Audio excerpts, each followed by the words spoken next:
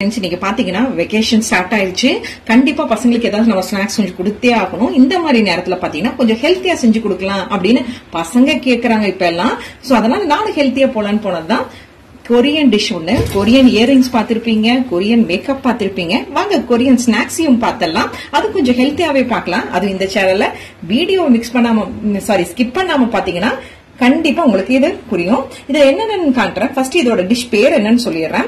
இந்த வீடியோவை திரும்ப திரும்ப சொல்றேன். ஸ்கிப் பண்ணாம பாத்தீங்கன்னா தான் உங்களுக்கு கரெக்டா புரியும். இது பாத்தீங்கன்னா கொரியன் டிஷ் தான். இது பாத்தீங்கன்னா டெம்புராங்கிற பேரு. இதுக்கு பாத்தீங்கன்னா ஃபுல் அண்ட் ஃபுல் வெஜிடபிள்ஸ் தான் தேவைப்படும். இதுக்கு பாத்தீங்கன்னா ஒரு பெரிய ஆனியனை ஸ்லைஸ் பண்ணி வச்சிருக்கேன். அப்புறம் ஒரு பெரிய கேப்சிகத்தையும் நல்லா ஸ்லைஸ் பண்ணி வச்சிருக்கேன். மேக் ஷூர் எல்லா வெஜிடபிள்ஸையும் நல்லா தின்னா ஸ்லைஸ் பண்ணி வச்சுக்கோங்க. அப்பதான் ஈஸியா ஃப்ரை ஆகும். அதுக்கப்புறம் பாத்தீங்கன்னா ஒரு பெரிய கேரட்டையும் தின்னா ஸ்லைஸ் பண்ணி வச்சிருக்கேன். ஒரு பொட்டேட்டோவும் தின்னா ஸ்லைஸ் பண்ணி வச்சிருக்கேன். ஒரு 5 பீன்ஸ் எடுத்து இந்த மாதிரி தின்னா ஸ்லைஸ் பண்ணி வச்சிருக்கேன்.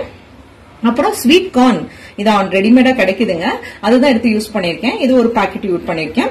இதெல்லாம் பாத்தீங்கன்னா தண்ணியில நல்லா வாஷ் பண்ணிட்டு ட்ரைன் பண்ணி எடுத்து வச்சுக்கோங்க. அப்புறம் பாத்தீங்கன்னா புதினா தலையை இந்த மாதிரி ஸ்மாஷ் பண்ணி வச்சிருக்கேன். சோ இந்த வெஜிடபிள்ஸ் வச்சு இப்ப என்ன பண்றேன்னு காட்டுறேன். இதுக்கான ஸ்டஃபிங் ரெடி பண்றதுக்கு இந்த மாதிரி மைதா மாவு பாத்தீங்கன்னா 4 டேபிள் ஸ்பூன், இந்த பெரிய டேபிள் ஸ்பூன் யூஸ் பண்ணுவீங்களா, இந்த மாதிரி ஸ்பூன்ல 4 டேபிள் ஸ்பூன் யூஸ் பண்றேன். இப்போ 4 டேபிள் ஸ்பூன் மைதா மாவு யூஸ் பண்ணலாம். அரிசி மாவு பாத்தீங்கன்னா 2 டேபிள் ஸ்பூன் யூஸ் பண்றேன். இப்போ இதுதான் இது இந்த ஸ்டஃபிங்கான இது. சோ இதெல்லாம் போட்டுட்டு ஒரு டிஸ்க் எடுத்து இதை மிக்ஸ் பண்ண போறேன். இதுக்கு தண்ணி எவ்வளவு ஊத்துறேன்னு பாத்தீங்கன்னா 3/4 டம்ளர் அளவுக்கு தண்ணி ஊத்துறேன். இதோட இது பாத்தீங்கன்னா இந்த மிக்சிங் இது பாத்தீங்கன்னா கொஞ்சம் தண்ணியா தான் இருக்கணும், ரொம்ப கெட்டியா இருக்கக்கூடாது. சோ அதனால இந்த 3/4 அளவு தண்ணி கரெக்டா இருந்துச்சு. இது மேக் ஷூர் வந்து இது இந்த கட்டி இல்லாம நல்லா பார்த்து மிக்ஸ் பண்ணிக்கோங்க. சோ 3/4 அளவு தண்ணி பத்தல. சோ அதனால இன்னும் கொஞ்சம் தண்ணி எடுக்கிறேன். ஏன்னா இப்ப பார்க்கும்போது உங்களுக்கே தெரியும் ரொம்ப கெட்டியா இருக்கு. அதனால இன்னும் கொஞ்சம் தண்ணி ஊத்துறேன். இப்ப பாருங்க இன்னும் கொஞ்சம் ஒரு 2 டேபிள் ஸ்பூன் அளவுக்கு இன்னும் கொஞ்சம் தண்ணி ஊத்துறேன்.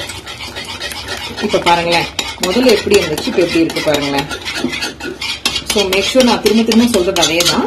அந்த கட்டி இல்லாம நீட்டா லிக்விட் ஸ்டேஜுக்கு நல்லா மிக்ஸ் பண்ணிக்கோங்க. என்னோட பவுல் சூப்பரா இருக்குல்ல. இந்த பவுல் நான் வாங்கினது பாத்தீங்கன்னா ஐக்கியால தான். இந்த ஐக்கியா வ்ளாக் பாக்கலீங்கன்னா நீங்க மறக்காம என்னோட பிளேலிஸ்ட்ல பாருங்க, ஐக்கியா வ்ளாக் இருக்கும். இப்போ இதை நல்லா மிக்ஸ் பண்ணிக்கிறேன். இப்ப பாருங்களேன் கட்டியே எல்லாம் இருக்கும். அப்பயும் அங்கங்க சின்ன சின்ன கட்டி இருக்கு. சோ அதனால மேக்சிமம் இதோட 2 to 3 மினிட்ஸ் வந்து நல்லா மிக்ஸ் பண்ணிக்கிறேன். இதுக்கு வந்து காரத்துக்கு பாத்தீங்கன்னா இந்த மாதிரி சில்லி பிளேக்ஸ் ஆட் பண்றேன். இது பாத்தீங்கன்னா கரெக்டா ஒரு 2 டேபிள் ஸ்பூனா 3 டேபிள் ஸ்பூன் வர மாதிரி ஆட் பண்றேன். ஏன்னா என்னோட குவான்டிட்டி ஜாஸ்தி, அதனால நான் 3 டேபிள் ஸ்பூன் ஆட் பண்ணிருக்கேன். சோ இதையும் போட்டு நல்லா இப்படி மிக்ஸ் பண்ணிக்கிறேன். இப்ப கொஞ்சம் கலர்ஃபுல்லா ஆயிடுச்சுல. சோ இந்த நேரத்துல வந்து பாத்தீங்கன்னா காரம் ஆட் பண்ணிட்டோம். அடுத்தது என்னங்க, உப்பு தான். இப்ப பாத்தீங்கன்னா பிங்க் சால்ட் ஆட் பண்ண போறேன். சோ நீங்க உங்க வீட்டுல என்ன சால்ட் ஆட் பண்ணுவீங்களோ அதை ஆட் பண்ணிக்கோங்க. பட் சால்ட்டா இருந்தா நல்லா இருக்கும். பிங்க் சால்ட் தான் நான் எப்ப யூஸ் பண்ணுவேன், அதனால இதை ஆட் பண்ணிக்கிறேன். சோ இதையும் போட்டு நல்லா மிக்ஸ் பண்ணிக்கிறேன். சோ உப்பு காரமும் நல்லா மிக்ஸ் ஆயிடுச்சு. சோ நெக்ஸ்ட் என்னங்க, வெஜிடபிள்ஸ் தான். சோ மேக் ஷூர் திரும்ப திரும்ப அதே சொல்றேன்னு திருப்பி நினைச்சுக்காதீங்க. இதை நல்லா மிக்ஸ் பண்ணிக்கோங்க. உப்பு காரம் நல்லா தூக்கலா இருக்கணும், அப்பதான் கரெக்டா வரும். பவுல்ல நான் பண்ண மிக்சர் காமிச்சிருப்பேன். இதுல இப்ப இந்த எல்லா வெஜிடபிள்ஸையும் போடுறேன். இப்போ எல்லா வெஜிடபிள்ஸையும் நான் கொஞ்சம் கொஞ்சமா ஆட் பண்றேன். மேக் ஷூர் நீங்க எல்லா வெஜிடபிள்ஸும் போட்டுக்கோங்க. பவுல் சின்னதா இருக்கனால இப்ப நான் கொஞ்சமா எல்லாத்தையும் ஆட் பண்றேன். சோ இப்ப இது எல்லாத்தையும் போட்டு மிக்ஸ் பண்ணி எப்படி எண்ணெயில போடுறதையும் காட்டுறேன். பாருங்க மிக்சரை வந்து நீங்க எடுக்கும் போதே இந்த காய்கறி ஸ்டஃப் வந்து பாத்தீங்கன்னா வெறும் காய்கறி தான் வரணும். அதுவும் தண்ணியா இருக்கணும். தண்ணியா இருந்தாதான் உங்களுக்கு வந்து அது எண்ணெயில வெறும் வெஜிடபிள்ஸ் மட்டும் ஃப்ரை ஆகி வரும். சோ அது மட்டும் பாத்துக்கோங்க ஃப்ரெண்ட்ஸ். இப்ப நான் எடுத்து எண்ணெயில போடுறேன். எண்ணெய் பாத்தீங்கன்னா ரொம்ப சூடா இருக்க கூடாது, கொஞ்சம் மீடியம்ல வச்சுட்டு போடுங்க. இப்ப பாருங்க நான் எடுத்து இப்படி போடுறேன். சோ இந்த மாதிரிதான் இருக்கணும். சோ இந்த மாதிரி நான் சின்னதா இருக்கனால என்னோட வானலி பாத்தீங்கன்னா நான் கொஞ்சம் கொஞ்சமா ஆட் பண்றேன். உங்களுக்கு பெரிய வானலியா இருந்தா கொஞ்சம் ஈஸியா முடிஞ்சிடும். சோ இந்த அளவுக்கு பாயில் வர ஸ்டேஜ் தான் கரெக்டான ஸ்டேஜ்.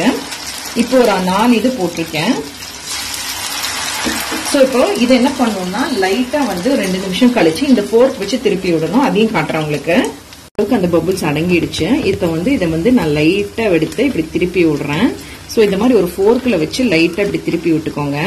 இங்க பாருங்க ஒரு 2 நிமிஷம் கழிச்சு திருப்புங்க, இல்லைன்னா இந்த மாதிரி தனித்தனியா வந்துடும். நான் ஃபர்ஸ்ட் இந்த மாதிரி பண்ணிட்டேன். செகண்ட் உங்களுக்கு நான் நல்லா காட்டுறேன். செகண்ட் எடுக்கிறேன். ஃபர்ஸ்ட் எடுக்கிறதாலும் பாத்தீங்கன்னா கொஞ்சம் பிரிஞ்சு வந்துருந்துச்சு, அதனால 2 நிமிஷம் கழிச்சு எடுங்க, அவசரப்பட்டு திருப்பிடாதீங்க என்ன மாதிரி. சோ அதனால லைட்டா இந்த மாதிரி லைட்டா ஒட்டாத மாதிரி எடுத்து லைட்டா கொஞ்சம் கொஞ்சமா இப்படி திருப்பி விட்டுக்கோங்க, இல்லைன்னா ஒட்டிக்கும். பக்கத்துலயே இருந்து பார்த்துக்கோங்க. அது மாதிரி அதிகமான சூடுல வச்சிடாதீங்க, கொஞ்சம் அடுப்பை வந்து மீடியம் இதுல வச்சுதான் இப்ப நம்ம எடுக்கணும்.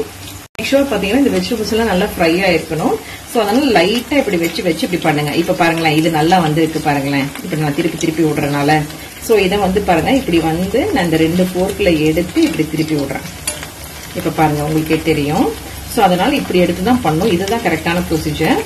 சோ அப்படி நீங்க டக்குன்னு பிரிஞ்சு வந்தா கூட இப்படி அந்த போர்க்ல வச்சு லைட்டா அமுத்தி விட்டீங்கன்னா நெக்ஸ்ட் டைம் வந்து ஒரு 2 நிமிஷத்துலயே ஒட்டிக்கும். சோ அப்படிதான் பண்ணணும்.